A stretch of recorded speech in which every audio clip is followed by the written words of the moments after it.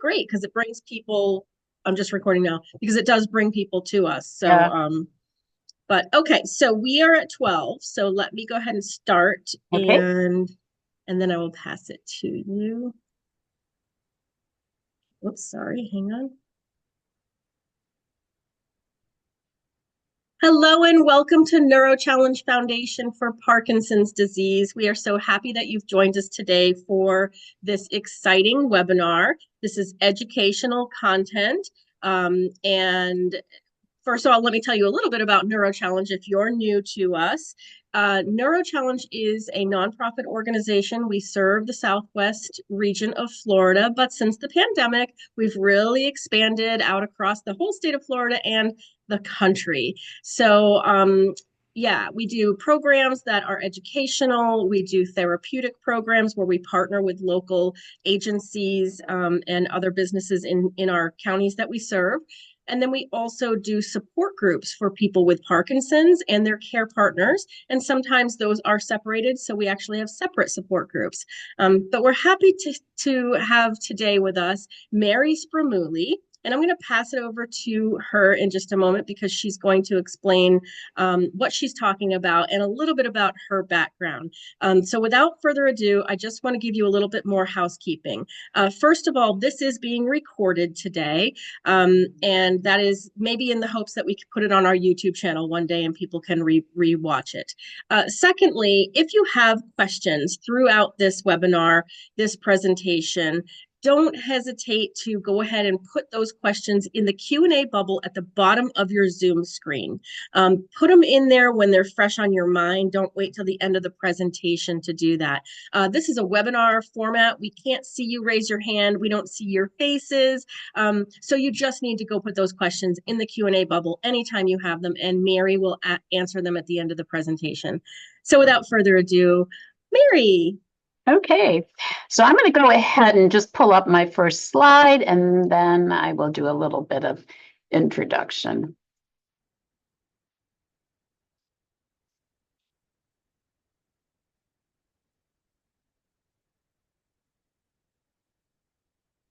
All right.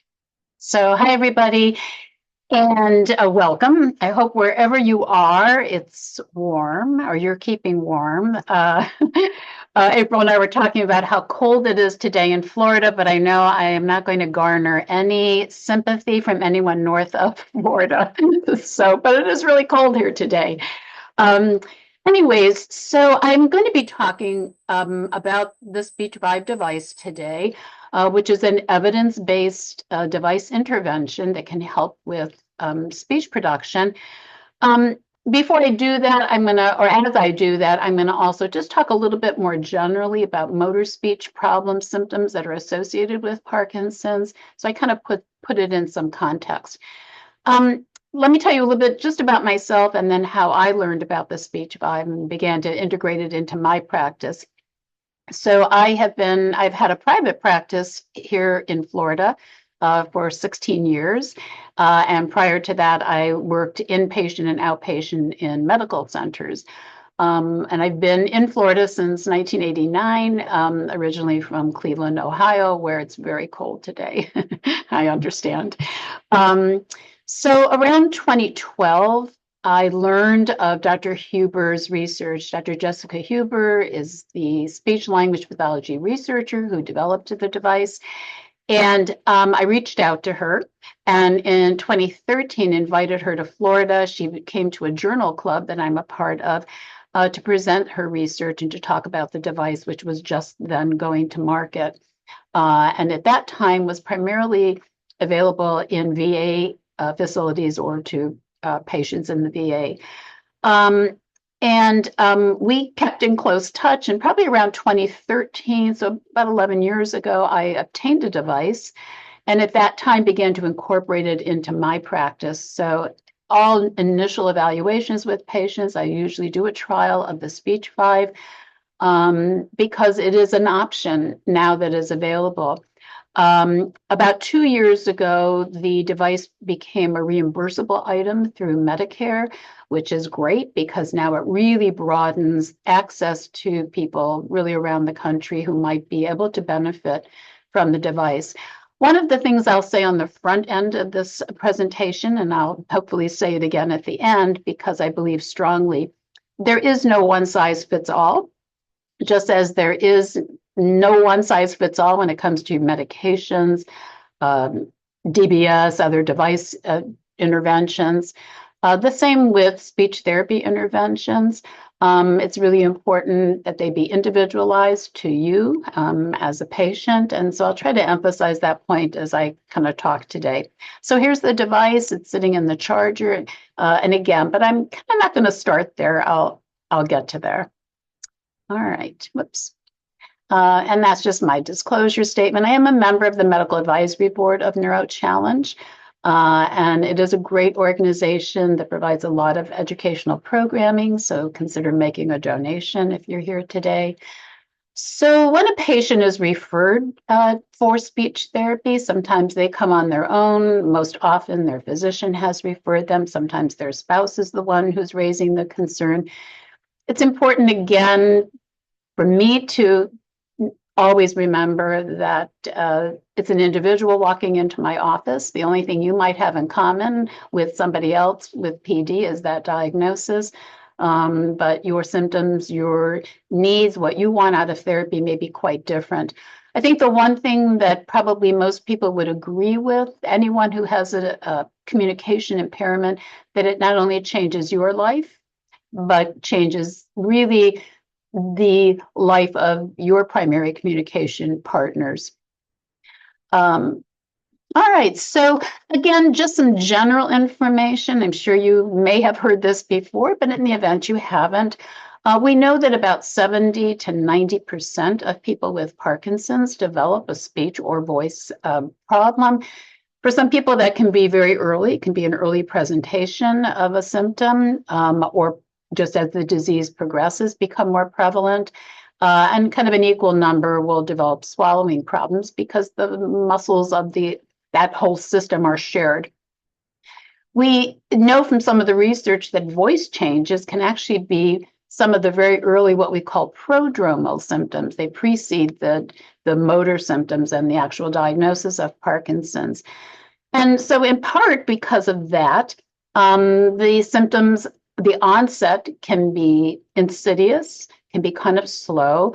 I always think of Parkinson's as a sneaky disease with things going on in the background until you're more symptomatic. And one of the things that is, again, kind of unique, let me move this little thing that's in the way.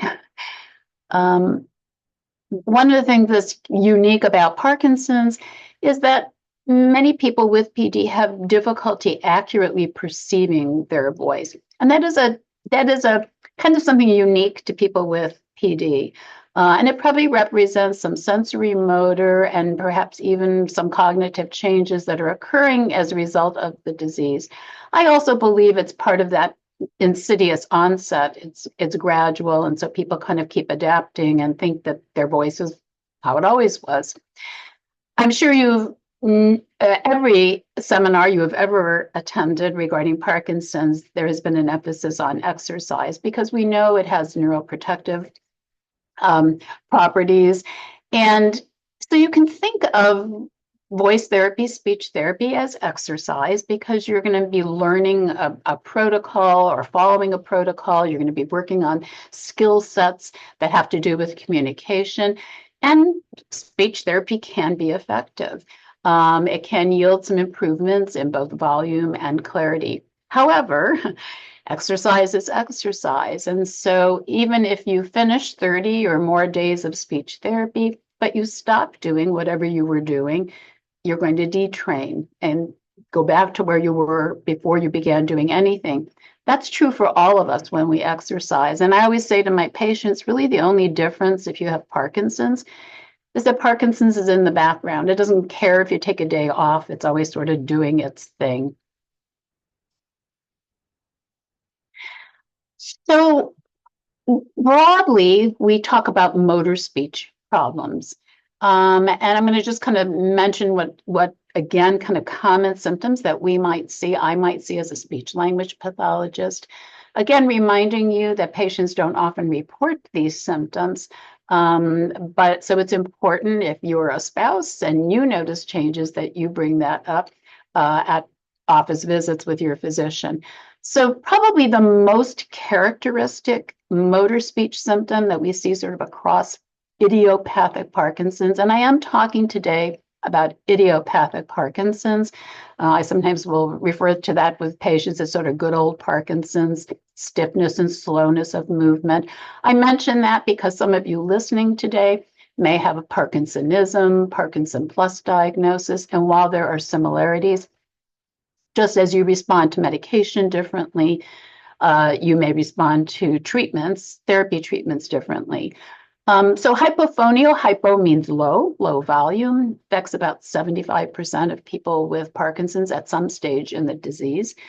Some people will have problems with speech rate, typically too fast, or where speech sort of runs into each other. Some people post-DBS will have a change in speech and some degradation of speech, again, where they may have a rate disturbance. And then other people have dyskinesias. Dyskinesias is that involuntary movement. It can affect trunk muscles that then change the coordination of breathing and voice. It can affect oral musculature.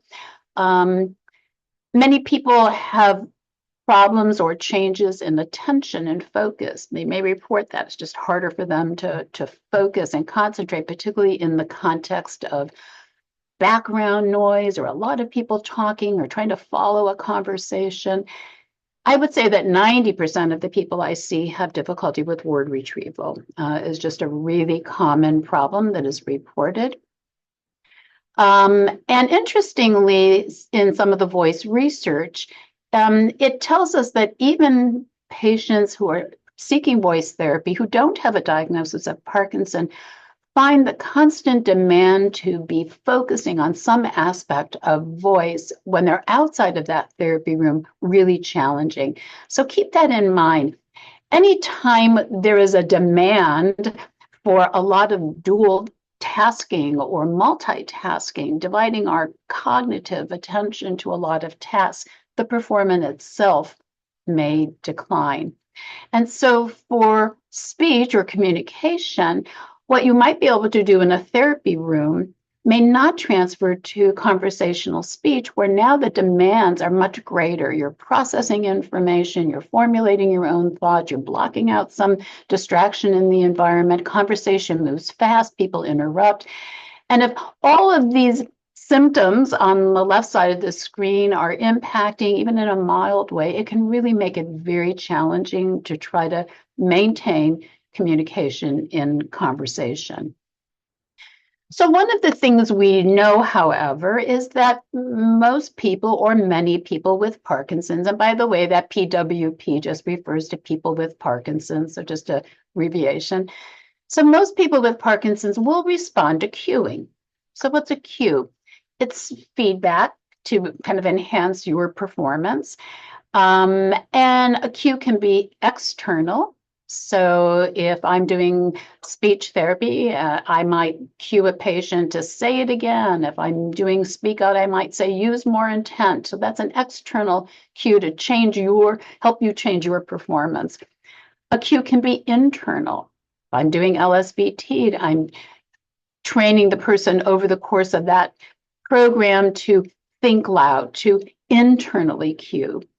And we know, again, from some of the research that some cues work better than others, and that some patients will not be able to self-cue once they're, again, outside of that therapy room and in conversation.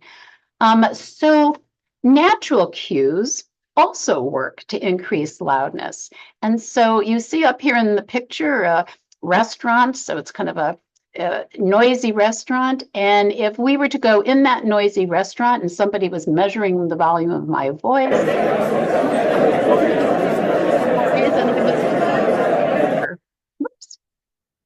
so that's called Lombard effect or Lombard reflex. That's a reflex that gets activated when we speak in noise. And keep that in mind, because when I talk about how the Speech Vive works, it takes advantage of that natural cue that tendency to get louder when we speak in noise. So most behavioral speech therapy uses or takes advantage again of cueing, and there may be different approaches. There may be a different cue, but hopefully the end goal is the same, and that is to help you speak louder and clearer. So we have two primary, I'll say, protocols. Now, speech therapists may offer you non-standardized approaches as well, where they're kind of picking and pulling from different protocols. But these are the two protocols that have really been specifically designed to address the motor speech problems with Parkinson's. I'm not going to get into a great detail because you can go to their websites and learn a lot about their approaches. Some of you may have already done these therapies, may be enrolled now. LSVT Loud is an intensive 16-visit program with home practice. And in that approach, there is a single target to increase vocal effort. The ultimate goal is for you, the patient, to automatically use a louder, clearer voice through self-cueing. Speak Out is another protocol or program or approach. Again, a little bit more latitude in the frequency of delivery, but typically about 12 individual sessions. That can be more or less. Again, with a goal of strengthening the muscles used for speech, but with a different cue, a cue to speak with intent, with focus, with determination. So basically taking advantage of that voluntary pathway of our brain that allows us to have more purposeful focus on speech. Both programs have an after therapy program to help you maintain some of the changes and the improvements that you've made in therapy. And I think that can be a key to any approach.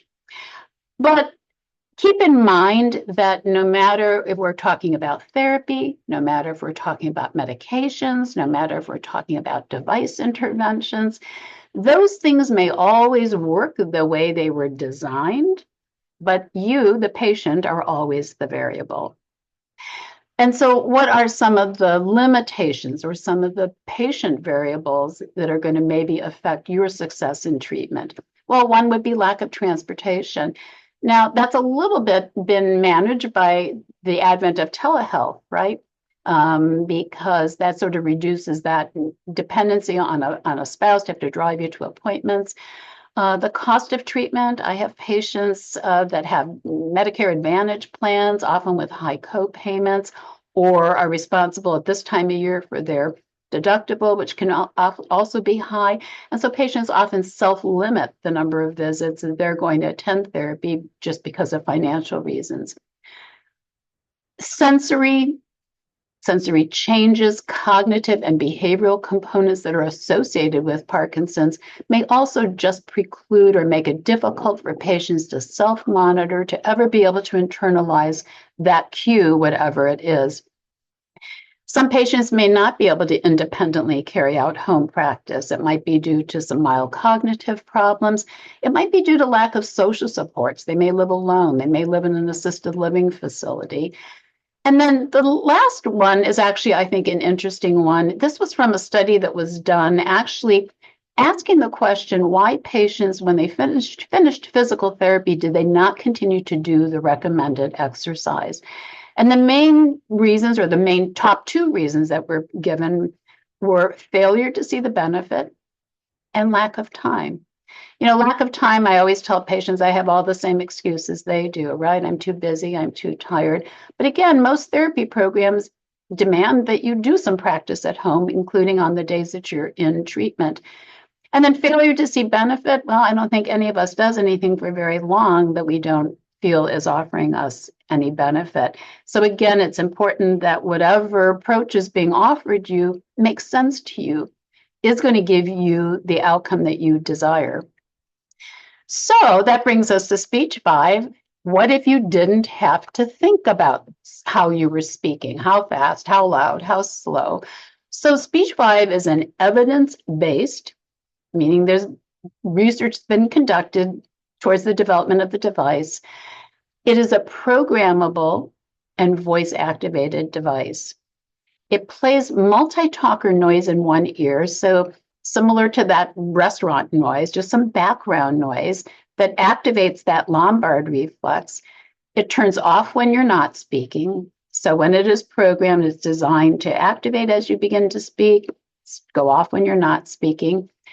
It is designed to add about a 3 to 4 decibel increase in loudness over your baseline speech, and it tracks time and intensity. So you'll see a couple of graphs later, but if a patient comes back to me, I can plug the device into my computer and I can see over any time frame, days, weeks, or months, how many minutes they have been using their voice and at what sound pressure level. So there it is, just sitting in the charger.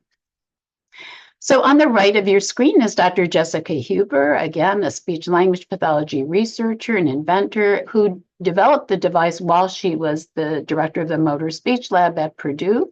She is now in Buffalo. So in the original research, participants were asked to wear the device 2 to 8 hours a day. They were asked to read aloud about 30 minutes a day, 5 days a week, and that was in addition to any conversational speech. They had no other behavioral interventions and no other speech therapy, and then they were just seen back for resetting of the device.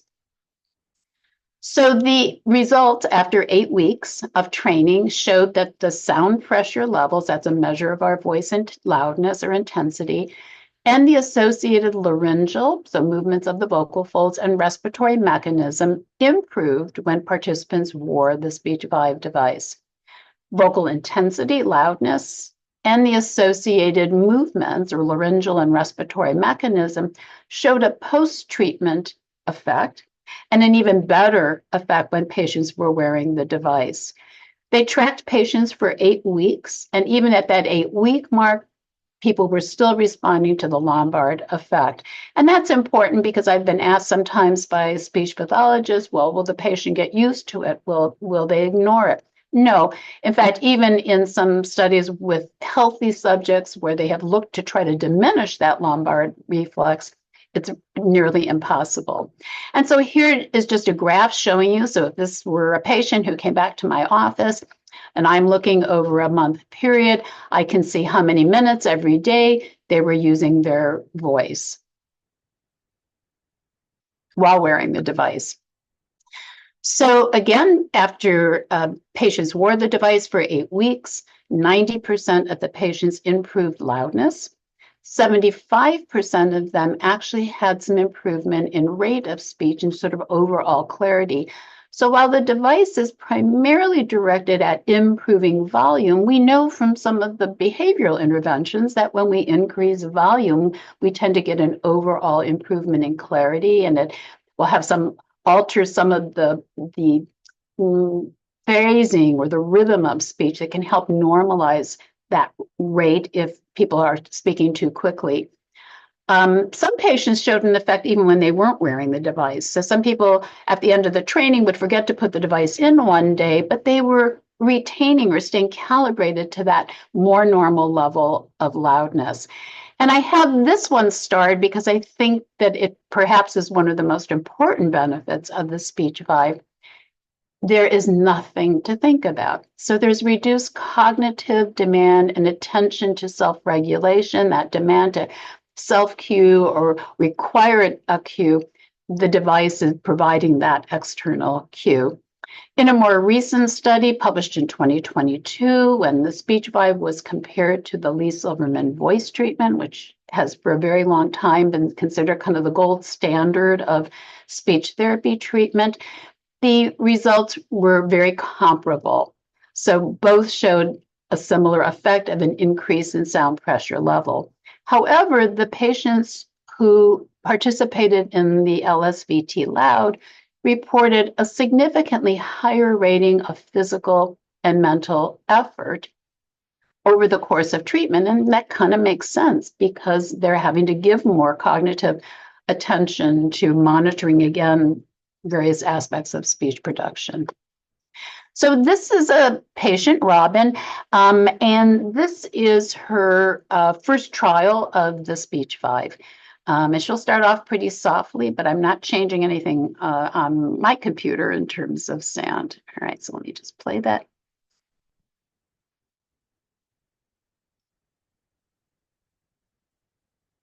I'm here with Robin. Today is November 15th, 2019. And Robin, I'd like you to read the first paragraph of the rainbow passage, please. When sunlight strikes raindrops in the air, they act like a prism and form a rainbow. The rainbow is a division of white light into many beautiful colors. These take the shape of a long round arch with its path high above and its two ends apparently beyond the horizon. Okay.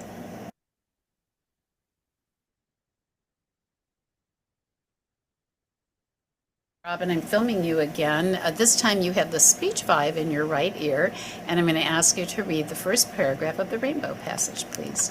When sunlight strikes raindrops in the air, they act like a prism and form a rainbow. The rainbow is a division of white light into many beautiful colors. These take the shape of a long round arch with its path high above and its two ends apparently beyond the horizon. So tell me what bothers you or other people, what bothers other people about your speech or voice. They can't hear me. Okay, so you speak too softly? Yeah. Okay.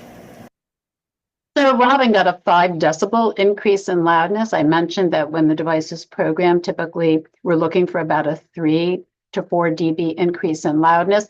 Now, she might have gotten that 5 decibel increase in loudness if I had cued her, if I had said, say it again, say it twice as loud, if I had put a sound level meter in front of her and given her a number to achieve. But in the absence of that cue, most likely she would not be able to feel or know or judge that she was being 5 decibels louder.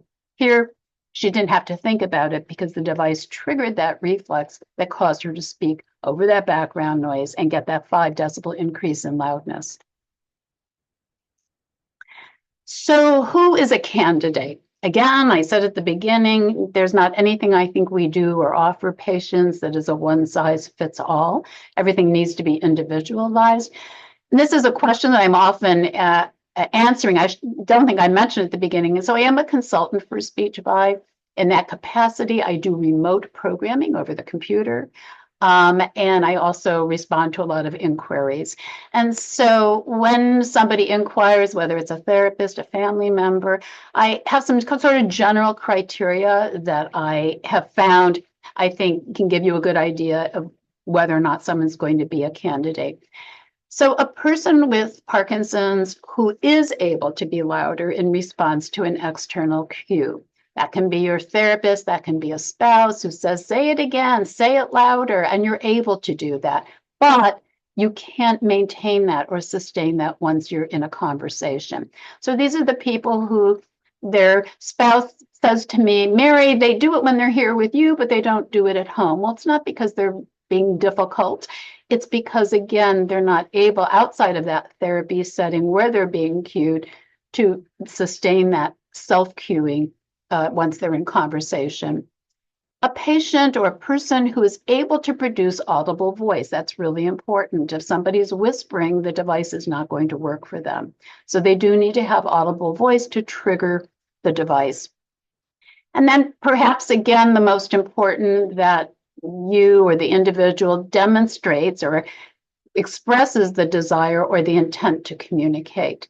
Really important. So on the right side of the screen, this is what it would look like if I or one of my speech colleagues were doing a programming of the device. You could be at home if we're doing a remote programming. You're on your computer, your device is connected, and I'm on my computer with the settings, and I'm going to actually program the device. So again, when I do a remote programming or an in-person programming, I think the most important message I try to get across to people is that the Speech Vive is not a passive device. It's not a magical device. And you're going to obtain the benefit every time you speak. So ideally, I suggest to people they wear the device at least 4 hours a day. You can certainly wear it longer. But in that 4-hour period of time, in addition to whatever conversational speech you're engaging in, that you also use your voice 30 minutes cumulatively during that period of time. So the easiest way to do that's going to be reading out loud. If you have prior speech therapy materials, you can use that. I tell people, I don't care what you're reading. When the mail comes into the house, read portions of it out loud. Read your text messages out loud or emails out loud. Just create as many opportunities as you can to be speaking throughout the day while wearing the device, because you're only getting the benefit when you're speaking. You're only getting that retraining when you are speaking. So at the top, again, you see two graphs again, like you saw previously, of device usage. And I just want to make a quick point. So I will say the most common callback that I might get from a patient whose device I have programmed will be, the device isn't working. Well, now I know the device is working the way it should, but remember, the patient, the person is always the variable. So this was somebody I just saw her yesterday, actually. I programmed her device on December 11th. I got a text from her saying it's not working. So the first thing I do when I see somebody back, I download that device usage. So here was December 11th when I programmed the device. And then you see not much happening. So here's 40 minutes of voice use. So she was at about 30 minutes. And then as the days went on, maybe about 10 minutes here, about 5 minutes here. There was a big spike over the weekend to about 40 minutes. And I said, wow, what were you doing there? And she had company. And then it goes back down again. So my response to her is, no, the device is working. You aren't working it, right? So that would be like me putting weights on my ankles because I want to strengthen my legs. And I put them on every morning and then I sit and watch TV. So again, important that only going to get the benefit and the retraining benefit when you're speaking. In contrast, this was a gentleman who I saw back for a repeat programming because his device had gotten wet somehow, and he was issued a new device. Again, over a 2-week period, here's 25 minutes, 40 minutes. So you see he's doing a lot of talk time. Here he was at 80 minutes. I'm not sure what was going on then. So he's really was able to maintain at least that 20, 30 minute of talking every day. And what he reported to me, my friends are really noticing a difference. So again, same device, works the same way. Patient is the variable. So again, I can't emphasize that enough. All right, so how do you obtain a device? It is a prescription device. So you want to discuss it with your physician, your neurologist, your speech pathologist, if you're enrolled in therapy. If they're not familiar with the device, send them to our website, send them to the Speech Vive website so they can learn a little bit more about them. And then it's important in their notes that they document the medical necessity, just as we do when we're seeing people for therapy.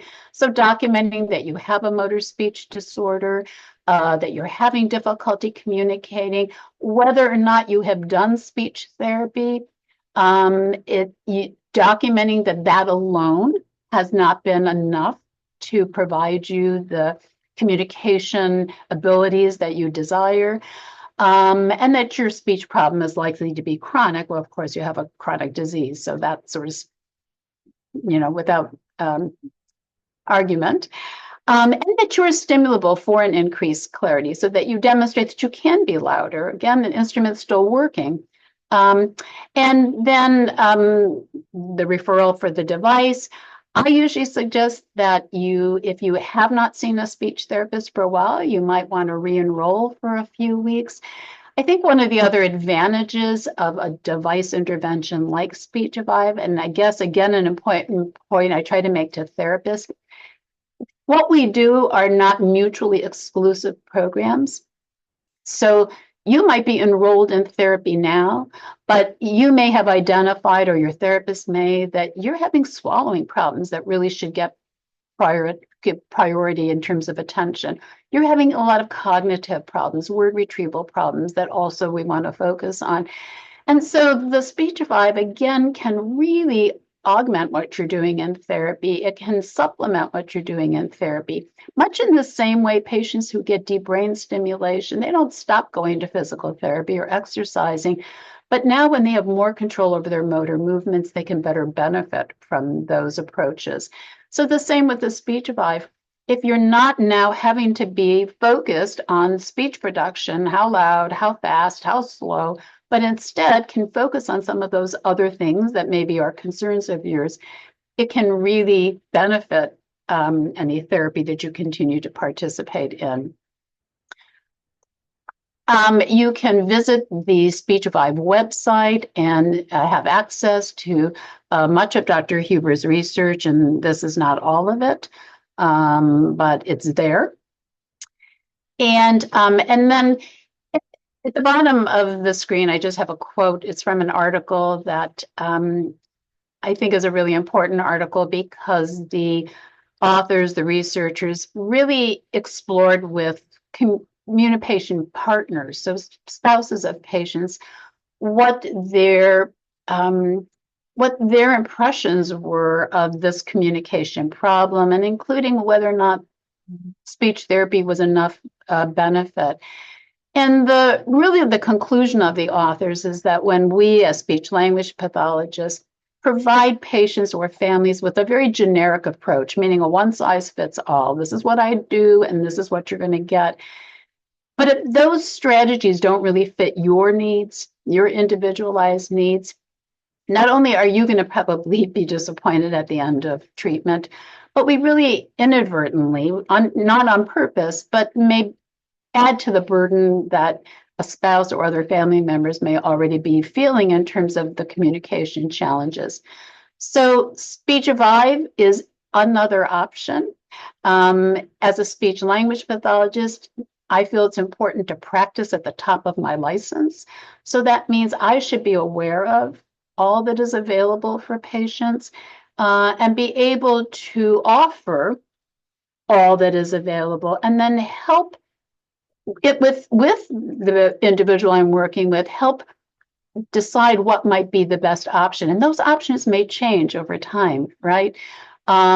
Just as, again, your medications no doubt have probably changed from the time you were first diagnosed, and maybe if you're 5 years or 7 years out, there's been some adjustment. I think the same with some of the treatment options that we offer patients, they very well may change.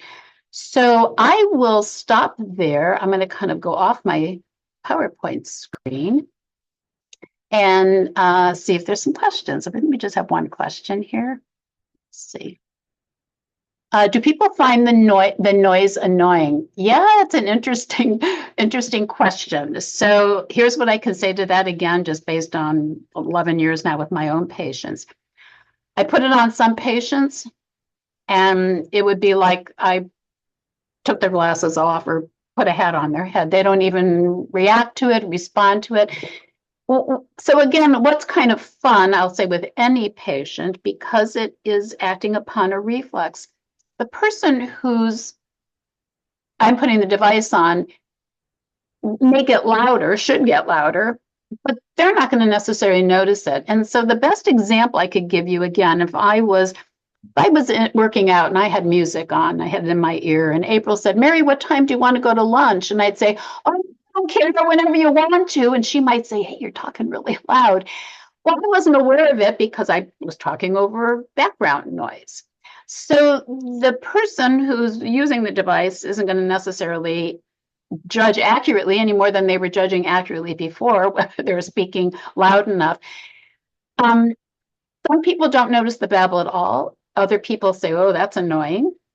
And other people focus too much on the babble. So again, giving you an example, I had a lady yesterday who said, why is the babble going on? Or the babble's not going on, or some comments about the babble. And I always say, trust that the device is working the way it's supposed to work. And if you're focusing on the babble, you're focusing on the wrong thing. So when you saw the picture of the noisy restaurant and there was noise in the background, and so I talked over that noise, there's other people talking around me. Well, I'm not trying to listen to all those conversations. I'm focusing on the conversation I'm having with the people I'm sitting with. So that's kind of the same approach I take for people who get overly who are overly attending to the background noise. It's there, don't pay attention to it. It's just the device doing what it's supposed to do. And most people over time do get used to it. It's also why I think reading out loud can be a great way to more quickly get used to it, because you're really focused on what you're reading, what you're saying, and not, again, attending to this device that's triggering in your ear. Remember, it's only coming on when you're speaking, it's off when you're not speaking, so it's not interfering with listening in any way. I mentioned it is reimbursable through Medicare, also through Veterans Association. You can go to the Speech Vive website, you can certainly read more, and if you are interested in a device, you can apply for it right there. But you would want to talk with your doctor about it because you're going to be requesting a script from them. Any other questions? That's the only question I saw. I think there's one more in here. Here we go. Okay, so the question is, if the device is improved over time, will the improvement be shared with previous purchasers, or do we have to purchase another device? Great question. I don't know the answer to it. Most likely the device will change over the next few years, be either the external design be upgraded, or the software in some way. I imagine if it was purchased or paid for by Medicare in the first place, and it's a year or 2 years from now, that they will likely replace it with that updated device. Again, I would think much in the same way, if somebody has DBS, the battery has to be changed out, that's an update, if you will, or an upgrade, and that will be replaced. Mm-hmm. I know people will sometimes ask me, how often does it need to be programmed? And again, no pat answer there, just like your meds are changed sometimes because of symptoms, the device programming may need to be changed. And I'll just say that could be in one of two directions. So I might program the device initially. A patient's really doing their part. They're talking at home. They're wearing it most of the time. They're really getting a nice benefit. And 6 months later, they may come back to me, and I may actually lower or reduce some of the initial programming settings because they actually don't maybe need the sensitivity set so high. Or conversely, a patient may have some decline as time goes on, may come back to their therapist, and may need to have the programming settings again adjusted to accommodate that change in their motor speech system. So I think of it a lot like DBS, and that maybe it's the most common sort of device intervention that's currently is so much in use for people with PD, that periodically you may need adjustments to it. Again, just because you have it doesn't mean you stop doing everything else. Same thing here. Doesn't mean that you stop, doing therapy if that's necessary. Again, I really think of it as complementary to the other therapy approaches, not exclusive of them. So any other questions? There is one more question. What happens if you wear hearing aids? Yeah, another good question. So one hearing aid would have to be taken out because it is going to be seated in your ear. What I usually tell people is to check, when you order a device, it's going to be for a right or a left ear, so it's not interchangeable. So I usually suggest to people to talk to their audiologist and get their input on what would be the better ear to have it in, and then perhaps they can increase the gain in the hearing aid of the ear you're going to be wearing so that it can kind of accommodate for that loss. It's interesting. Again, I can say for my own patients, those who do wear hearing aids, and it hasn't been a whole lot. It hasn't made too much difference. The device is off when they're listening. And so I've not really had anybody that's reported a great difficulty or much more difficulty than they were having before they had the device in. But yeah, that's a good question. I'm trying to think of anything. So I know, again, some of the emails that I'll get, people will ask about Parkinson plus diagnosis, PSP, MSA. So the research to date has been done with idiopathic Parkinson's, and that's the case with most of the behavioral interventions as well. I always tell people, again, just as someone with PSP or MSA may not respond to dopamine in the same way someone with idiopathic Parkinson's does, you may get some effect. I may trial it with a patient, but often the motor speech symptoms associated with those Parkinson plus diagnoses are different. Certainly hypophonia, low volume, may be a component, but often there's more rate disturbances, there may be stuttering like disfluency. So some other things that the person may just not get that same benefit or effect from the Speech Vive. Stage of disease, I would say, is not that important as long as a person meets some of those other criteria. So whether somebody's had Parkinson's for 17 years or 7 years, as long as they are still stimulable for that cue to loudness, they may very well be a great candidate. Same with patients that have some mild cognitive problems. In fact, in many ways, I think those are the ideal candidates, because those are people I know they're just never going to be able to self-cue outside of the therapy room. And that's a great frustration often to their spouse, because they hear them being louder when they're in therapy. They know that the instrument's working and they're capable of it, but they're not doing it at home. So they can be a great candidate for Speech Vive. So any other questions from April, anybody else? Yeah, well, there is another one here. Yeah. It says, you wear the device in your ear. However, what do you need to carry with you other than the hearing piece? Nothing. Yeah, nothing. So when you're not wearing the device, you put it in the charger. Just charge it overnight. Or I tell people, if you're going to take a nap during the day, charge it. We do recommend people get insurance. There's insurance information that's included in the packaging, because just like your cell phone, it doesn't like water. So this year I had 2 people have it go in the wash. I had someone drop it in the toilet, somebody wear it in the shower, somebody here in Florida drop it in the swimming pool. So I think that's a good news, bad news situation. If somebody wears it in the shower, it's like, wow, you've really been wearing it a lot. It's become a part of you, but don't wear it in the shower. But if you do have the insurance, I know that it's replaced, no questions asked, very quickly. So I think that's, think of it, you're pretty much buying one hearing aid. I mean, something comparable in cost to a hearing aid. So you really want to treat it that way. So any other questions?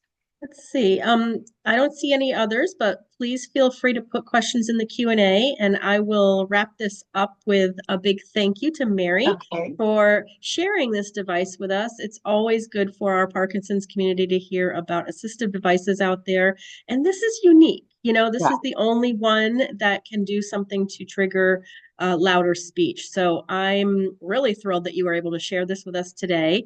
So just to recap and some takeaways, you have to work the device for it to work. So you really can't just stick it in there and do nothing all day. You have to work it. And one of the other things that I love that you said is just read anything out loud, like the mail, just get it going, start getting it training, right? It's training you and you're training it at the same time. I'll just share, April. So back in 2016, I participated in some research with Dr. Huber, and we were looking at that time whether or not the device could be programmed remotely. That was really before the big advent of telehealth, right, in the COVID times. But in any event, I was seeing some people in person in my office, other people remotely, and meeting with them in 5-week increments of time, collecting some data. And after that trial, that research, some of the patients who participated were offered the opportunity to purchase the device at some reduced cost. So a patient of mine at that time who lived in Bradenton, they'd actually just moved out of state, did great during the research and purchased a device. Now, she's had the device for 6 years. And because I collect a lot of acoustic voice data when I first see a person with and without the Speech Vive, I had that. So her husband called. She was actually one where he had accidentally put it in the wash, and he was all fretting because she was without her device. And they wanted to drive down to my office to have it reprogrammed. And because I had all of the settings, I was able to check how she was doing from 2016. When she walked into my office, it was clear and evident to me that her Parkinson's had advanced, just from a motor standpoint. Her gait had changed, her posture had changed. But when I took the measurements of her voice, everything was across all the measurements was within 1 decibel of where it had been back in 2016. And she was a very faithful wearer, speaking while wearing it. And I just thought that was a great testimonial of, this can really, despite the advancement of the disease that was in terms of motor function, she was still retaining her ability to communicate. So again, I think that's really important to know. The challenge again with therapy of any sort, it's exercise, and it's hard for all of us to continue to exercise, particularly on our own, even when we know it would be of benefit to us. And so this is just I think a great tool that can really help keep you motivated. I remember her in the research saying that people were understanding her, so she was even more motivated to communicate, and that's contrary to many people who tell me it's just too hard. I just find it easier to just sit back and not talk. It's too hard to try to keep up with conversation. Think of what I want to say. Think of the words I want to use. Oh, and then I have to take some of that brain function and shift it over here and focus on loudness. It's a big ask, really. I think most of us would be challenged to do that if we had to do that every time we were speaking. Right, that's a good point. I just saw that somebody raised their hand, but I'm going to let everybody know again that we just can't answer questions that way. If you would put your question in the Q&A bubble, if you have one, that would be great. If you don't get your questions in today, you can send them to me at Neuro Challenge anytime, and I'll make sure Mary gets them and she can answer you. And then I should just add, I'm sorry, April, just that my office, which was located in Punta Gorda, unfortunately got very badly flooded twice this fall. So I made a decision to not reopen the physical office, but I am offering telehealth, and actually for patients with PD, it can actually be a great option because much of what we do, whether it's again behavioral interventions, I do Speak Out, I do LSVT Loud, can very easily be delivered over the computers. So just want to kind of throw that out there. Yeah. And how nice to do telehealth, because really to get up and going and get dressed and in a car, it's exhausting. On a day like today, yeah. On a cold day like today. So let's close this out with saying that, this is a really great device for you to ask your doctor about. You would need to get a prescription from any physician, right? It doesn't have to be a neurologist. And then you need to work with your speech and language pathologist and your audiologist, depending if you have hearing aids or not, to really fine tune this and make it work. But again, Mary can do telehealth. So reach out to Mary. Mary, do you want to just throw your slide up there? Do you have a slide that has your information in case, or maybe it wasn't on your slide deck? I don't remember. I think maybe just on the. So I just will answer one question. I just saw there someone asked, can you do this? Does it have to be done in person, or can you do it via telehealth? So if you order a device and you live in California, there is a device programmer, a speech pathologist, Lori. She does kind of covers the West Coast. She would do a remote programming with you. Erin is a speech language pathologist and a device programmer like me. She's in Florida. And so we sort of cover a lot of other territories. So it can be remotely programmed. In that case, when the device is sent to you, it is sent with the device itself, a little microphone, some USB cords, just the connections you need to make on your end to be able to have the programming done. Otherwise, it can be done. Not all therapists have access to the software or are familiar with the device, but if your therapist does, then they can do it as an in-person.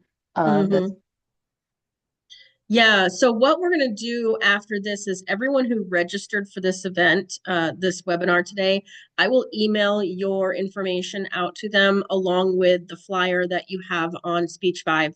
Okay. The one that was posted on social media. So we will we'll send that out to everybody who's registered so that you can, anyone out there who just wants to get Mary's contact information, more information about Speech Vive, that's how we'll send it out. So and my website is just www.voiceaerobicsdvd, that's all one word, .com. And on my homepage, you'll see a contact for if you want to send an email. I have a private practice page. You can go there if you want to say anything about telehealth, online coaching, or any of that. So, and again, April can send you that so you can in writing. Yeah, definitely go to her website and we will send you some information following this webinar. So, all right, I don't see any further questions. Mary, it's been a pleasure and some great information shared today. So Thanks, thank April. you. And everybody out there, have a great day and stay warm. Take All care. right.